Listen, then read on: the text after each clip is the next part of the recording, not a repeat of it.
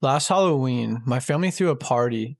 My parents invited some of our cousins, my aunts, and uncles, some of their friends, and some others. My younger cousin and I went trick or treating in the neighborhood while my family stayed home and partied. I've always been really into Halloween, but this year I wasn't feeling it so much. I'm not sure if it was because I am just simply getting older and outgrowing it, or if it was my general disinterest. Because the older I get, the more out of touch I felt with everything. I've been diagnosed with severe generalized anxiety disorder and major depression as well, so I'm sure that has something to do with it. This Halloween was just different. I didn't have that Halloween spirit in me. I wasn't as excited as I usually was. And it was probably also partially because this year I wasn't trick or treating with any of my friends. I was pretty much babysitting my little cousin Thomas the whole time, it felt like. It was definitely more of a chore than anything. I just wanted to hurry up and get it over with. My cousin was like 5 years younger than me. I think he was 10 because I was 15. So we didn't have too much to relate on, clearly because of our age gap. My parents were pretty harsh to me when I was younger. They still are, but not as bad. They grounded me on Halloween because I didn't end my last semester at school with all A's. I had one B plus, and that just wasn't good enough for them. And part of my punishment was that I had to look after my cousin while we went trick or treating. The older I get, I feel like my parents are not as suitable as they should be to be parents. They both have severe emotional issues, but they often take it out on me. They punish me harshly for the smallest things sometimes, it seems. Yes, I was grounded on Halloween, but that didn't stop me from at least trying to have fun. I didn't want to be out there long though because it was cold and I was not in the best mood. As we were walking around, my cousin Thomas wanted to stop at every house that we passed. I only went up to the houses with him every so often. I was satisfied with the amount of candy I was getting, and I didn't feel like going up to every house, so I would wait by the sidewalk most of the time. As the night continued, we were still trick or treating after an hour. I was starting to get bored, so I told Thomas we had to start heading back soon. We ended up digging deeper into the subdivision, and I lost track of time, so we actually ended up staying out there for the full 2 hours of trick or treating. It wasn't until I noticed that less and less people were out that I realized how long we had been out there. Everyone had been leaving as it was getting past the time you were supposed to be out trick or treating. I told Thomas we had to start heading back immediately. My neighborhood is fairly large, so if we would have went back the way we came from, it would have taken way longer than it would have had we just kept going the same way we were walking. My whole neighborhood is like a big circle with 12 or more different streets in the middle of it. Thomas kept insisting that he wanted to hit more houses on the way back, but I didn't let him. Because by this time, there was pretty much no one out. No one that was still trick or treating, anyways. By the minute, it was getting darker, and more people were going home. Thomas started throwing a fit, and I was sick of hearing it, so I let him do one more house. I told him if I let him do one more, that he must be done after that. He agreed. He then went up to the last house, and on the way back to me, he sort of seemed a little bummed out. And that was probably because we were all finished trick or treating. This kid had gotten so much candy, though, it was ridiculous. More than I ever did when I was a kid, so there was no need to be upset. So I assured him of just that. We had about a 10-minute walk back to the house from where we were. Whoa, do you see that? I asked Thomas. And that was when I stopped in my tracks and turned my whole body towards this house that completely blew my mind with how awesome their Halloween decorations were. It must have costed thousands upon thousands of dollars for all the cool stuff they had. I was just mesmerized. I mean, it was crazy. I don't know how long I was zoned out looking at that house because when I turned back around, Thomas wasn't right next to me anymore. And then I turned my head and looked a couple houses down the street, and there he was walking on the sidewalk to what I assumed another house to try and trick or treat so that he could get more candy.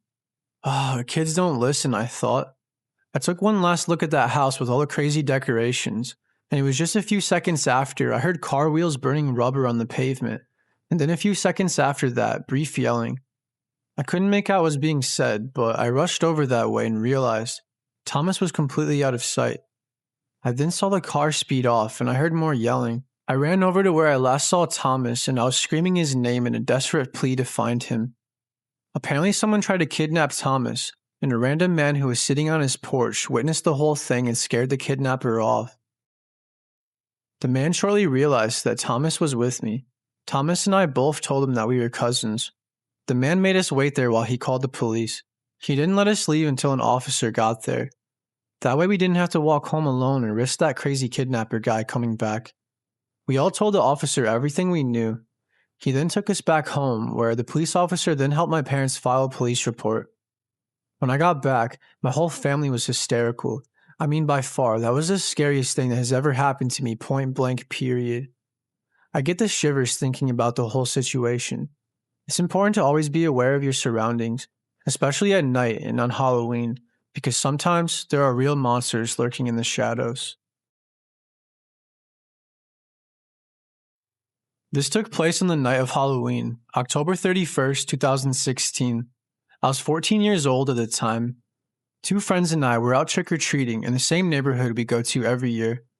We were just your average 8th and ninth graders storming around the neighborhood causing havoc like we always did. Throughout the night, there was this strange guy that we kept seeing that was dressed in an all-black outfit, black sweatshirt, pants, shoes, gloves, and a ski mask. Everything was all black, so a lot of the time we could barely even see him. He would continuously stand across the street from us and just stare. He wouldn't move a muscle until we all looked away, and then bam, a few minutes later, we would notice him again, staring at us from another location. We kept poking fun at him as a joke because we thought it was funny. I'm sure you could imagine how we were innocently antagonizing the man. We were all just joking though, and not at any point were we ever trying to be actually mean whatsoever. I mean, he was messing with us, so we were messing with him as well. It got to the point though to where he was doing this for the whole 2 hours of trick-or-treating. I ended up getting a little annoyed and told him to heck off. I yelled at him and told him to seriously leave us alone and that it wasn't funny anymore. I wish I never would have though, because maybe he never would have targeted me and come for me that night. When I told him to screw off politely as possible, he just stood there continuously staring like he had been the whole night. Man, that guy's a weirdo, Alex said. Yeah, it was funny at first, but geez, give it a break, I said. Everyone agreed. We then walked away and didn't see him for the remainder of the night. Well, until I was alone, that is. We all started separating shortly after, as it was near the end of Halloween. I was with a lot of people throughout the night, on and off, and my group changed throughout the night multiple times. Some of us lived only a short walk down the road. Others lived in the same neighborhood we were trick-or-treating in, so most of us just walked home. It was just me and Alex walking at this point, because we had to go the same way for a bit until I had to turn a different way out of the neighborhood. I told him I was a little scared that guy was going to show up again. He started making fun of me a bit and told me to not be ridiculous and that guy was clearly joking and only doing a fake Halloween scare prank on us or something. After a few minutes of walking, we both had to go our own way, so I told Alex that I would talk to him later tonight on Xbox and to be safe walking home. On my way home, walking by myself, I couldn't shake the thought of what the hell would happen if that guy were to start following me. It was right then when I saw a shadow up ahead down the street, standing directly in the middle of the road of a four-way stop. My heart skipped a beat. I still had about 3/4 of a mile of a walk before I got home. It was him, the guy who had been following us all night. I just knew it because as I got closer, I saw he was wearing all black, and he was just standing there staring at me again, just like he had been doing all night. I had to take a right turn on the street where he was standing, so if I wanted to get home, I would have to get much closer to him. The closer I got, I was trying to pretend like I didn't notice him. At the same time, though, I couldn't help but look at him every few seconds. What do you want? Do you think you're cool trying to scare a little kid? I'm going to call the police. It's not funny, dude. This is way past a joke, and if you still think it's funny, you're messed up. He then started walking towards me. Luckily, I was close to the street I had to turn on, so I booked it as soon as he made his first step. I couldn't believe my luck. I would like to think that this is my good karma, but luckily a cop turned right out of one of the streets into my direction from the neighborhood and saw me running. He sped up to me and stopped me and asked me what was going on. I told him everything and that man over there had been harassing me and my friends all night, and that I had told him to leave me alone multiple times. Apparently the police department had gotten multiple complaints about him throughout the night. The man ended up getting arrested and charged with harassment and trying to evade the police, because he took off as soon as the cop asked him what he was doing. The officer caught up to him quickly after he ran. That's when I ran home. That creepy man waited until I was completely alone to continue harassing me, which is messed up. I guess he was let out on bail a few days later, and it creeps me out to this day still to think about.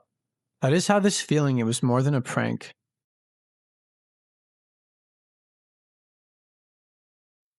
Halloween is really the best time of the year and my favorite holiday besides Christmas.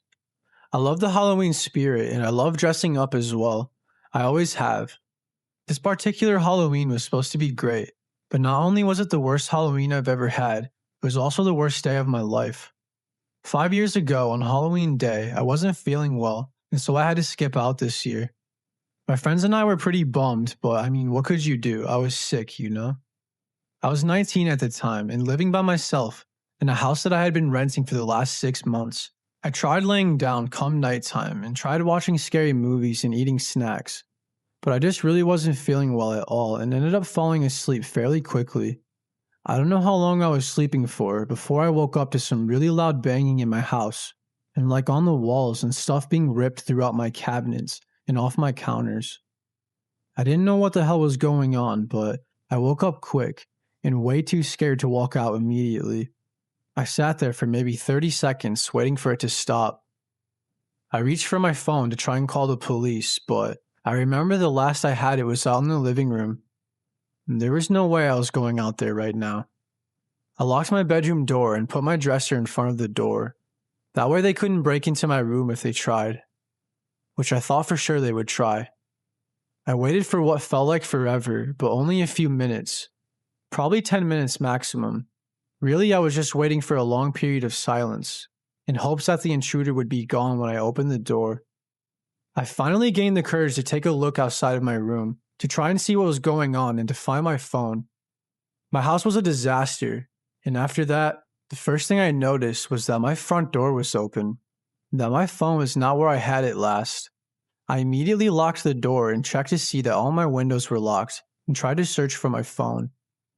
I looked for it for like 10 minutes until I finally found it sitting on the counter lying under a cereal box that was knocked down from the top of my pantry. My phone had a sticky note on it that said, and I quote, "Don't be scared," with a smiley face on it. I felt sick to my stomach after I read that.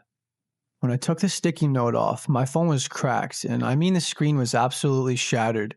My phone had been broken, and I could not get it to turn on at all. My first thought was that it was my crazy ex-boyfriend. I didn't really think it was him for sure, but I just had a feeling, I guess. Luckily, I had cameras outside of my house, though, and they were hooked up through an app on my laptop. I could go to the app at any time to see live camera footage, or to see what it had previously recorded. When I turned it on, there was a strange man standing at the end of my driveway, looking directly at my house, with a very disturbing looking costume and mask on. I was absolutely terrified, so I went out into the kitchen and grabbed a knife in case I had to protect myself. If they were all missing, he must have taken them all with him or put them somewhere or something. I went back to my room and grabbed a hammer and my pepper spray that I had tucked away on my upper shelf in my closet. I figured it was better than nothing. I then locked myself in my room again with my dresser in front of the door. At least I knew he wasn't in the house anymore because I saw him outside on my live camera app. Or so I thought anyway. I then remembered I had an old iPod that I could use with the Wi-Fi to text on with a free app called Text Now. It took me 5 minutes of digging around my room to finally find it. Of course it was dead though. And this piece of junk was so old, so I was freaking out and wondering if it would even still work. I found the charger for it and plugged it in, and it actually started charging it. The amount of relief I felt was intense. The problem was that it took over 20 minutes to finally turn on. The whole entire time I was waiting for it to turn on, I was lying in my bed under my sheets with drizzling anxiety and my bedroom lights off, praying to God that everything was going to be okay. When it finally turned on, I sent a text to my mom that said, "This is Olivia. Call the police now. Send them to my house. Emergency. Now." In all caps. "I am in danger. Somebody broke into my house." I'm not sure how long it took my mom to see that message, because the police didn't arrive for about 30 minutes. I remember I was lying there crying, just waiting. I looked at my live camera app again and saw that the strange man wasn't there anymore. That gave me a sense of relief as well, but not enough to leave my house or to sleep. This is unbelievably disturbing and just absolutely jaw-dropping. But as I was laying there, I heard heavy, muffled breathing that sounded like it was coming from nearby. I sat up quick, and I moved the dresser from behind my door and looked all throughout my house again, but no one was there. That was when it hit me. The only place that I hadn't looked yet was under my bed. My gut feeling told me that I should leave the house right now and run and try to find help right away. And my gut was telling me that there was somebody under my bed. I don't know why or how to explain what took over me, but I felt like I had to check for myself. I slowly peeked my head under the bed, lifted the bed skirt, and there he was, clear as day. He swatted at me with his hand and tried to grab me. I ran immediately. Before he even had time to get out from under the bed, I had already ran out of the front door of my house. I ran to my neighbors screaming and called my mom. She was happy to hear from me, but she said she had already called the police. I explained everything to her and waited for the police at my neighbor's house. When the cops got there, they said they couldn't find anyone. They assured me that they thoroughly searched the house and that there was definitely nobody there. That didn't make me feel much better at all. Knowing they never caught the man, I blatantly refused to stay another night in that house, especially by myself. I will be moving as soon as possible. I have been staying at my mom's house ever since, and I will until I can find another place to live, somewhere that I actually feel safe. That live camera app I use must be delayed or something, or maybe my app was glitching, or just maybe there was more than one person that night.